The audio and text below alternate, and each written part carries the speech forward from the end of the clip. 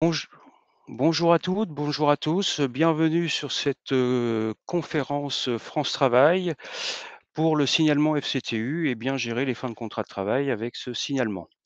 Je me présente, Fabrice Dubois, France Travail Normandie, accompagné de Cathy Gobot, France Travail Normandie également, et nous sommes tous les 2 en charge de la DSN sur nos services au niveau de France Travail Normandie.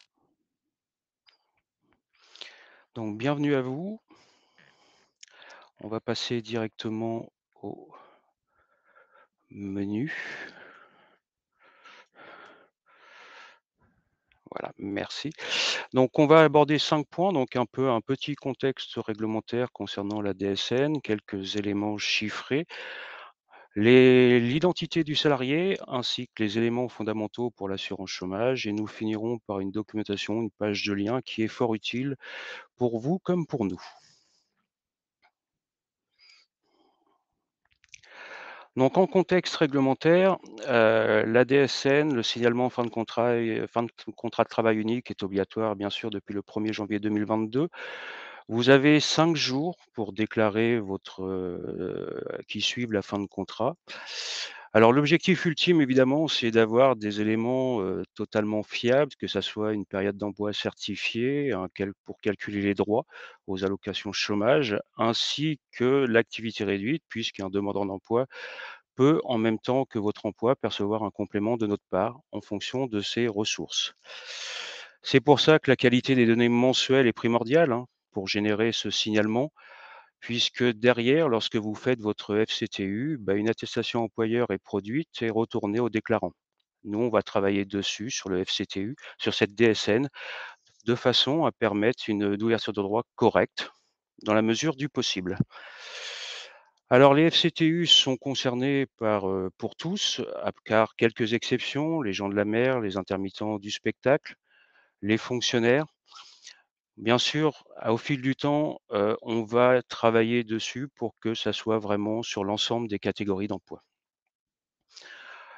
Chose très importante au niveau des FCTU, lorsque vous êtes amené à modifier, votre contrat, mais après avoir signalé, ne pas oublier d'utiliser le FCTU annule et remplace pour des rappels de salaire, de primes, indemnités de rupture, puisque l'impact est quand même tout aussi important, puisque lorsque nous ouvrons une ouverture de droit à votre ex-salarié, si vous faites un rappel, ça vient s'incrémenter et augmenter par définition le taux, voire le délai de carence et dans ce cas-là, un trop perçu, mais c'est important de façon à faire un droit totalement, légal.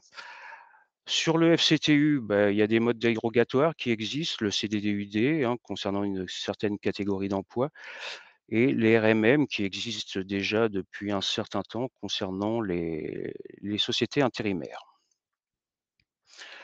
Par ailleurs, j'ai oublié de vous signaler qu'un chat était ouvert à côté, qui était géré par Marie et Nicolas, et n'hésitez pas à poser vos questions si nécessaire.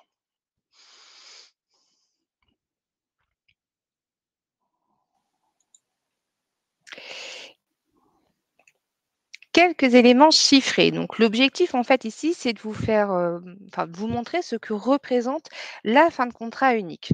Pour exemple, sur octobre 2024, nous avons plus de 122 000 établissements qui ont réalisé un signalement fin de contrat unique. Ces signalements, ça représente toujours sur le même mois, hein, sur le mois d'octobre 2024, un peu plus de 2 millions de signalements qui sont arrivés, alors soit chez nous, soit chez les autres collecteurs de la DSN, ce qui vous montre que sur un mois, il y a déjà beaucoup, beaucoup de flux qui s'échangent. Et vous avez aussi, donc ça c'est plus un mode secours, des attestations employeurs qui sont produites sur France Travail. Alors on le précise, c'est uniquement en mode secours que vous devez faire ces attestations employeurs, puisque normalement vous devez signaler vos fins de contrat de travail via la DSN. Alors, il arrive qu'effectivement, vous êtes dans l'impossibilité technique de faire votre signalement de fin de contrat unique. Dans ces cas-là, vous vous rendez sur France Travail. Par contre, là, on vous demande de faire attention, c'est que des fois, un signalement fin de contrat de travail unique est doublé avec une attestation employeur. Nous avons eu le cas il n'y a pas très très longtemps où nous avons reçu et une attestation employeur par flux et une attestation employeur émanant de francetravail.fr. Il faut savoir fait, ces 2 signalements vont venir s'incrémenter sur le dossier de la personne et ça va empêcher sa gestion automatique du dossier. C'est-à-dire qu'il va y avoir un conflit qui va se déclencher. Pourquoi? Bah, parce qu'on a 2 attestations employeurs sur la même période et on va voir, hem, le demandeur d'emploi arriver pour lui demander son complément ou pour même demander son ouverture de droit. Donc, si vous produisez à la fois une fin de contrat de travail unique et une attestation employeur sur francetravail.fr, donc vous allez bloquer le dossier, ça c'est la première des conséquences. Et la seconde des conséquences, c'est qu'on va revenir vers vous pour savoir bah, quelle est la bonne attestation employeur, parce que des fois, celle-ci comporte des différences.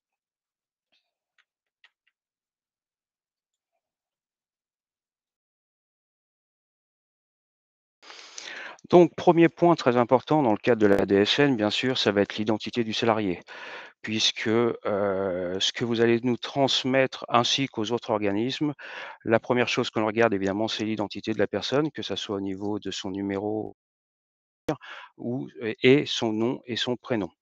Alors évidemment, lorsque vous envoyez un flux, les conséquences sont directes, hein. Le flux, nous le recevons dès que vous le transmettez et donc à partir de là, la conséquence est immédiate sur son dossier, que ça soit positif ou négatif, mais la conséquence est immédiate.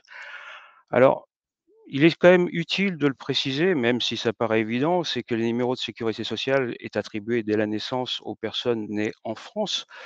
Plus compliqué pour les demandeurs, les personnes nées à l'étranger, mais en France, on l'a dès la naissance. Donc ce qui fait que pour une majorité de flux, nous devrions avoir le NIR sur le flux. Lorsqu'un salarié ne possède pas de NIR, alors il y a toujours le NIA, le numéro d'identification d'attente, attribué toujours par la sécurité sociale, ce qui là pose pas de problème également. Par contre, vous pouvez, si vous n'avez pas le NIR, utiliser le NTT. Donc, c'est marqué sur l'écran, c'est sur le bloc 30 rubrique 20, vous pouvez utiliser le NTT. Ce NTT, est constitué donc du code sexe, du SIREN et éventuellement du matricule que vous avez et utilisable temporairement, toléré, on va dire, sur une, durée maximale de 3 mois. C'est à vous derrière de contacter de votre salarié de nouveau pour voir les documents qu'il a en sa possession de façon à compléter votre prochaine DSN afin d'indiquer dedans son NIR. Ça peut être en parallèle. Évidemment, s'il y a des écarts, que se passe-t-il chez nous?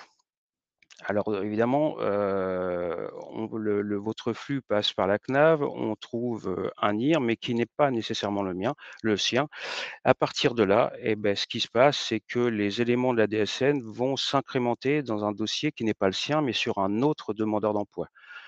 Les conséquences sont multiples, hein, mais à partir de là, si, il est payable mois par mois, et beh, on va le payer ou pas, lui créer un trop perçu ou un rappel en fonction des éléments que vous nous envoyez, voire même jusqu'à ouvrir un droit qui n'est pas normalement possible, mais vous l'avez, on a reçu sur un mauvais, demandeur d'emploi. Donc à partir de là, c'est très important et c'est vraiment primordial et on compte sur vous que, le NIR puisse figurer, très régulièrement, voire à chaque fois sur le flux que vous pouvez transmettre.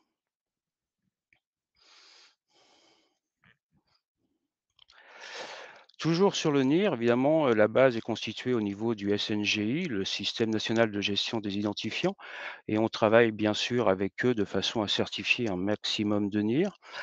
Heu, mais pour vérifier cette identification, des contrôles sont faits sur l'ensemble des individus. C'est ce que je vous disais sur la page précédente, ça peut amener des conséquences relativement fortes. Mais lorsqu'il y a un souci, vous avez sur votre espace un CRM d'identité ou un bilan d'identification des salariés, qu'on appellera BIS, et on vous invite régulièrement à voir ces retours de façon à pouvoir corriger vos prochains flux et ainsi éviter éventuellement, puisque nous, lorsqu'on a ces problèmes-là, on est amené à vous contacter, alors bien souvent par mail, mais on est amené à vous contacter de façon à ce que vous remplissiez de nouveau le flux correctement avec ce NIR.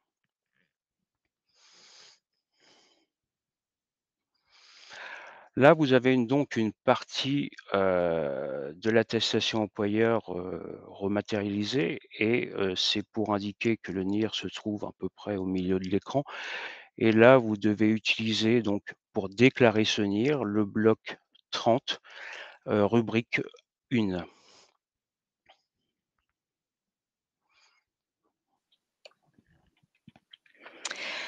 Une fois que vous avez correctement déclaré votre numéro de sécurité sociale, un des éléments fondamentaux, ça va être la date de début de contrat. La date de début de contrat, c'est là où nous allons nous baser en fait pour savoir si la personne a le droit d'ouvrir un droit à l'assurance chômage. Donc, cette durée d'emploi, elle va conditionner l'ouverture de droit, c'est-à-dire que si on se trompe sur la date de début de contrat, eh bien, on peut être amené à indemniser de façon incorrecte le demandeur d'emploi. Donc, cette date de début de contrat, elle doit refléter exactement la date réelle du contrat en cours d'exécution. Et il va falloir porter des attentions particulières. En premier, c'est de ne pas confondre la date d'ancienneté avec la date de début de contrat. Je donne un exemple qui nous est arrivé il n'y a pas très très longtemps, où on a eu une personne qui a eu un contrat du 1er janvier au 28 février et qui a repris dans ce même établissement du 1er juillet au 31 août. Elle a fait du coup 4 mois de contrat de travail. Sur la deuxième attestation employeur a été remis la date d'ancienneté, à savoir le 1er janvier, ce qui fait qu'on a ouvert un droit à tort sur cette personne puisqu'on a pris 8 mois au lieu des 4 mois. C'est pour ça qu'il faut faire très attention sur cette date de début de contrat. Alors, on s'en est aperçu très vite, donc il n'y a pas eu de problème pour la personne, mais ça peut engendrer un trop-perçu lorsqu'on s'aperçoit que cette date de durée d'emploi n'est pas correcte. Là où on va vous demander de porter une attention particulière, ça va être lorsqu'il va y avoir, par exemple, des transferts de contrats. Vous rachetez en fait une société, vous avez du coup les salariés qui sont transférés également. Vous allez pouvoir, via la DSN, faire ce transfert de contrat. C'est un bloc spécifique et c'est une vidéo spécifique qui sera à la fin de la présentation. Quand vous faites ce transfert de contrat, vous reprenez la date initiale du contrat qui, elle, doit être conservée. Quand vous avez des successions de contrats de travail, donc c'est ce que je viens d'expliquer, quand on a plusieurs petits contrats qui sont mis bout à bout, il faut bien faire attention de reprendre la date réelle de l'exécution du contrat de travail en cours. C'est important pour éviter des ouvertures de droit à tort et pour refléter fidèlement ce que le salarié a réellement fait chez vous. Lorsque vous avez des avenants de passage de CDD à CDI, donc c'est un avenant, c'est-à-dire que la personne est restée en contrat chez vous. Du coup, la date réelle de début de contrat, ce sera celle du CDD et vous aurez à utiliser le bloc changement de contrat, donc via le bloc 41, pour pouvoir faire cette modification en indiquant que vous passez d'un CDD à un CDI.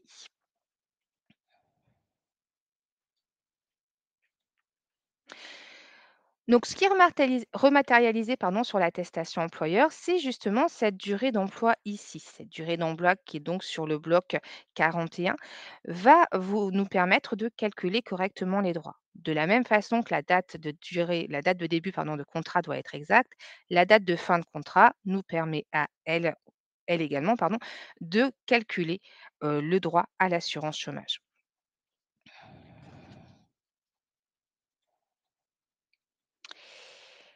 Une autre rubrique qui est importante pour nous, ça va être la quotité de travail. La quotité de travail est importante parce que de par cette quotité de travail, nous allons être amenés à augmenter ou réduire en fait une partie de l'allocation chômage. Si la personne est à temps partiel, on va l'indemniser par rapport à son temps partiel. C'est-à-dire que la partie fixe de l'allocation chômage, donc qui est un des éléments constitutifs du versement de l'allocation chômage, va être adaptée au temps partiel. Si vous êtes à temps plein, cette partie fixe sera adaptée au taux plein. Ce qui signifie que si nous n'arrivons pas à voir sur l'attestation employeur si la personne est à temps plein ou à temps partiel, il est possible qu'on indemnise de façon incorrecte le demandeur d'emploi puisque nous n'avons pas cet élément qui est pour nous essentiel. Effectivement, quand vous mettez une quotité de travail sur votre attestation employeur, vous allez avoir la quotité de travail de votre entreprise et la quotité de travail salarié. Les éléments qui sont renseignés doivent être mesurables au niveau de France Travail. Nous, au niveau de France Travail, nous récupérons les éléments qui sont dans le bloc 4011. Donc, c'est l'unité déclarée en fait du contrat de travail. Nous récupérons les éléments 10, c'est-à-dire les heures, le forfait jour ou le forfait heure. Nous ne récupérons pas d'autres éléments. Ce qui signifie que si vous faites une déclaration avec autre chose que ces unités déclarées, l'information n'arrivera pas jusqu'à nous. Par conséquent, nous sommes amenés à vous contacter ou à demander au demandeur d'emploi son contrat de travail pour nous permettre de reconstituer le coefficient réducteur qui va s'appliquer sur son allocation chômage.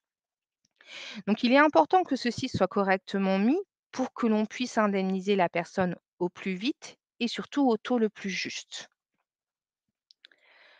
Vous avez également sur l'attestation employeur, donc ces pans sur la quotité de travail, donc autant pour l'entreprise que pour le salarié, qui figurent sur les blocs 40, 11, 12, 13 et 14.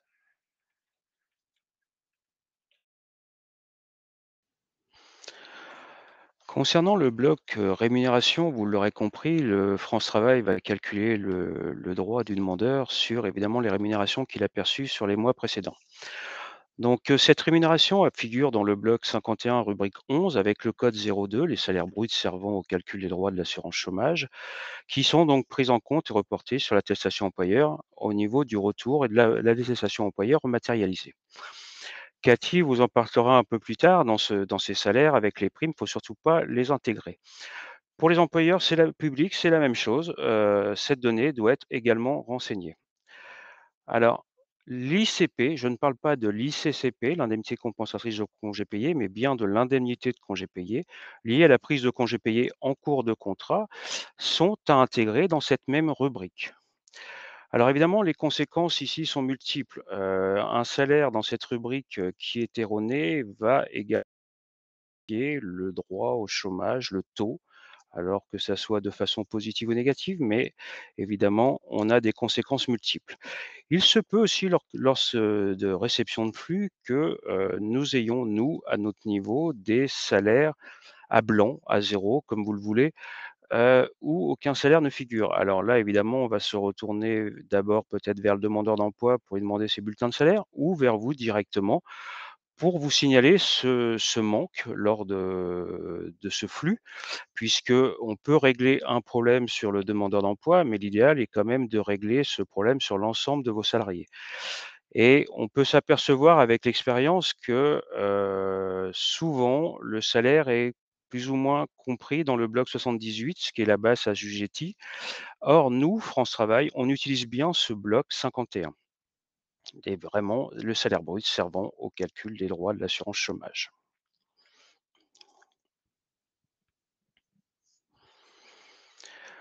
Le bloc activité, Cathy en a évoqué un petit peu. Sur le bloc 53, on utilise donc, le type, 1 travail rémunéré, exprimé soit en heures, en forfait et forfait heure, donc les codes 10, 20 et 21. C'est un peu la même chose que le bloc rémunération. Les différents codes autres qui existent, nous, ça fait des remontées à zéro et automatiquement, on va devoir savoir ce que le demandeur d'emploi a réellement fait, si ce sont en heures, forfait jour ou forfait heure, puisque ces données sont, utilisables dans la durée potentielle, d'assurance chômage. Le volume d'absence, lui, est récupéré toujours dans le bloc 53, mais de type 02, exprimé cette fois-ci en heures ou en journée, le code 10 et le code 12. Donc, si l'unité de volume n'est pas renseignée, sur le code, sur la rubrique 03, alors c'est l'unité de volume sur la rubrique 40, le bloc 40, rubrique 11 qui est utilisée. Donc faites attention lors de vos déclarations de bien être en cohérence avec tous ces différents codes. Ça peut être compliqué, mais une fois que la paramétrie de votre logiciel est fait, normalement ça doit être bon. et ça permet, directement d'ouvrir les droits de façon beaucoup plus rapide à un demandeur et d'avoir, connaissance très rapidement de son annulation et surtout du taux puisque quand même à la base, le demandeur veut savoir combien il va le percevoir de façon à pouvoir rechercher un emploi. Donc là, sur l'image de l'attestation employeur, vous avez différents blocs et en cohérence avec ce que vous recevez au niveau de l'attestation rematérialisée. Donc vraiment les blocs, 50, 51 et 53 et une fois que la paramétrie est faite, normalement, tout doit rouler. Donc vous l'avez au niveau de la DSN mensuelle, puis après le FCTU.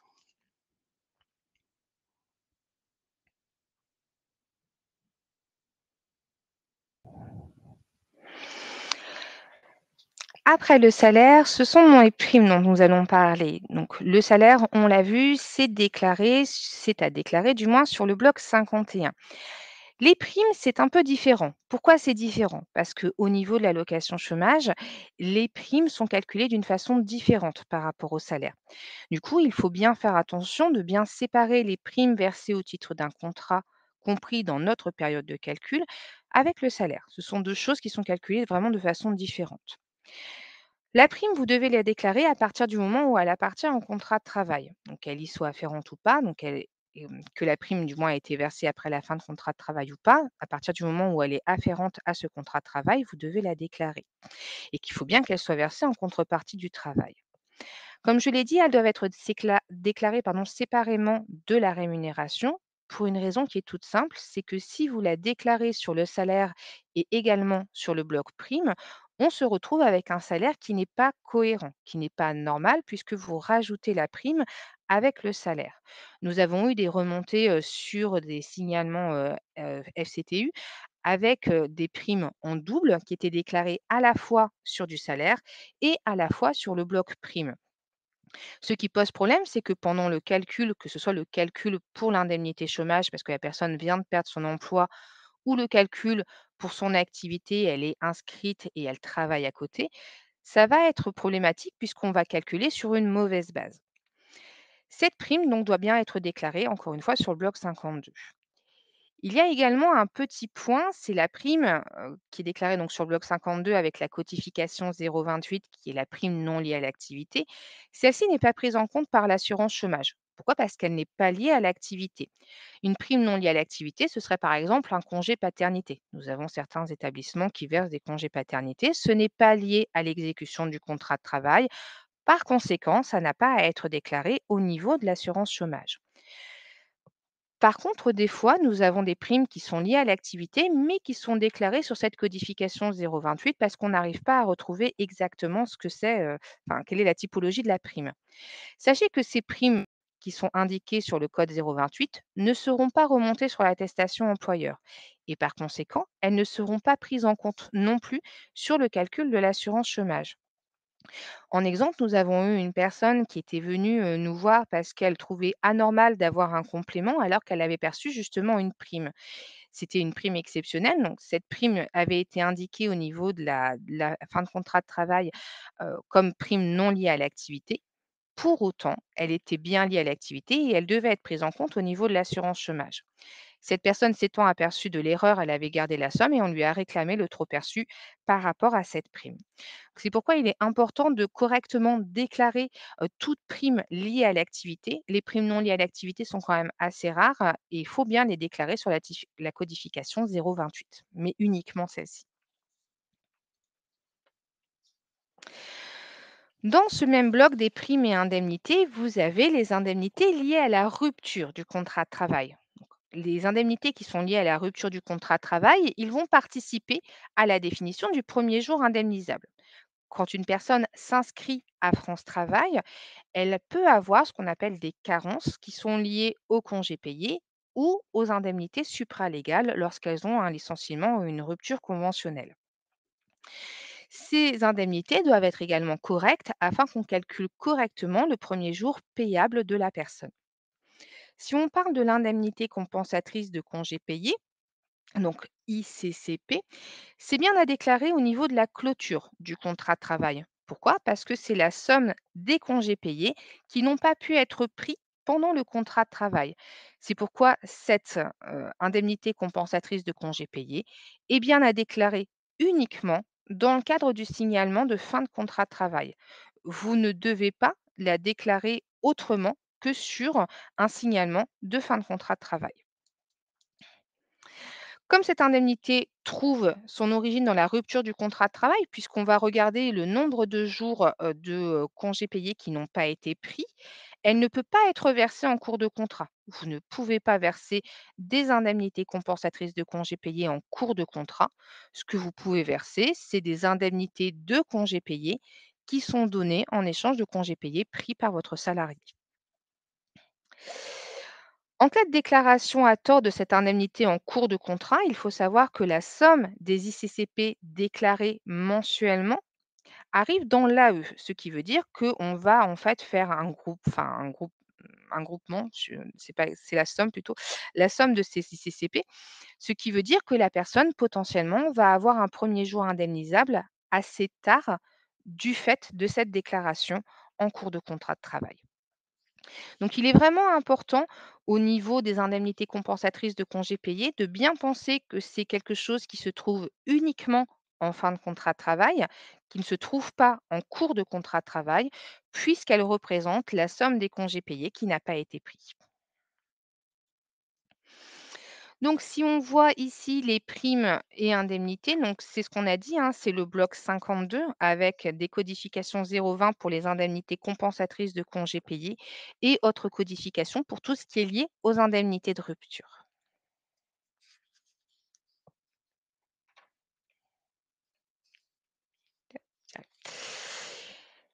Autre élément qui est assez fondamental pour l'assurance chômage, ça va être tout ce qui est événement de suspension de contrat de travail. Vous avez des blocs spécifiques pour déclarer un arrêt de travail, un préavis, un congé maternité. Ces informations, elles sont importantes pour nous parce que si effectivement il y a un arrêt de travail, un préavis ou un congé maternité, les salaires ne sont plus ce qu'ils devraient être à la normale. Or, notre but à France Travail, c'est d'arriver à faire une allocation pour le demandeur d'emploi qui soit le plus proche possible de son salaire normal.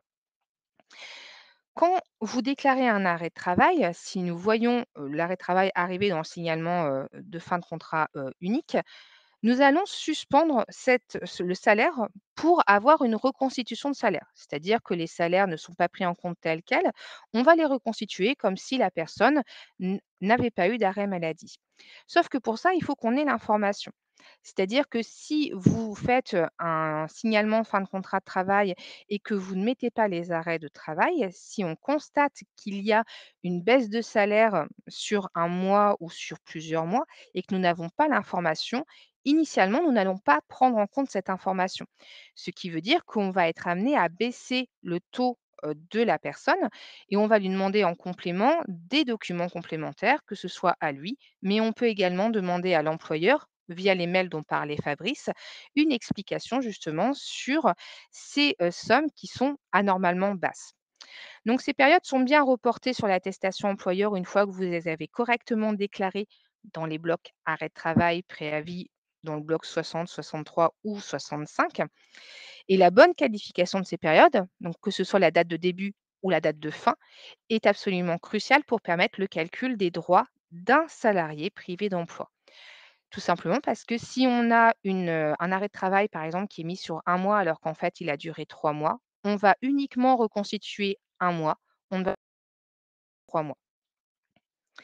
Les maintiens de salaire en cas d'arrêt de travail ne doivent pas être intégrés dans le salaire servant au calcul d'assurance chômage, tout simplement parce que à partir du moment où vous avez déclaré l'arrêt de travail, nous allons reconstituer automatiquement le salaire.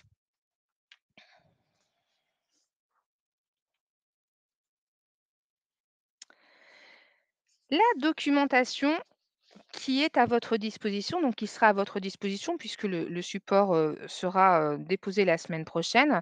Vous allez avoir la correspondance DSN AE. Donc ça, c'est quelque chose qui est hébergé sur notre entreprise. Tout ce qu'on vous présente est hébergé sur notre entreprise et qui va vous montrer les différents blocs qui sont représentés dans l'attestation employeur avec un indice de complétude.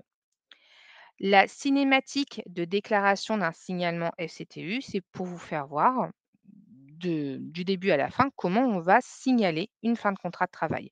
Pareil dans le cadre de l'annulaire en place, si vous vous êtes aperçu que vous avez fait une erreur. Les ADSN identification des individus, Fabrice vous en a parlé tout à l'heure, s'il y a des corrections à le faire. La gestion d'un transfert de contrat de travail, si effectivement il y a eu un changement de société et qu'il y a eu une reprise des salariés, on le répète, hein, vous n'avez pas besoin de faire de fin de contrat de travail, puisqu'il n'y a pas de fin de contrat de travail, c'est juste en fait une société qui en reprend une autre. La déclaration pardon, du passage d'un salarié d'un état de CDD à un état de CDI, les modalités et règles de valorisation des éléments financiers en bloc rémunération, donc Fabrice vous en a parlé tout à l'heure, comment on va déclarer les salaires et comment on va déclarer les primes, puisque je le rappelle, les salaires et les primes sont déclarés de deux façons différentes.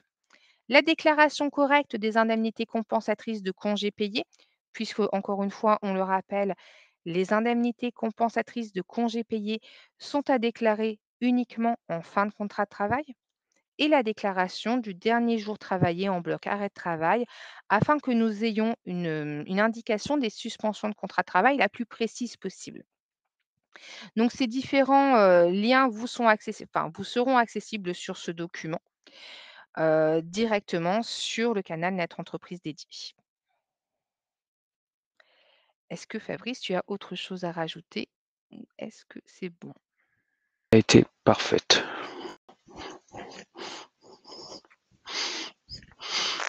Alors on sait qu'il y a des questions sur le chat. On a 2 collègues en fait qui, essayent de répondre, mais il y a beaucoup de questions qui arrivent, donc on va faire en sorte de pouvoir, y répondre le plus possible. En tout cas, pour nous, on va vous rappeler que, à la fin de cette conférence, vous allez avoir une enquête de satisfaction que vous allez pouvoir remplir pour exprimer votre avis sur, cette conférence. Nous vous remercions beaucoup d'avoir été avec nous et nous vous souhaitons une bonne fin de journée. Merci à vous. Bonne fin de journée.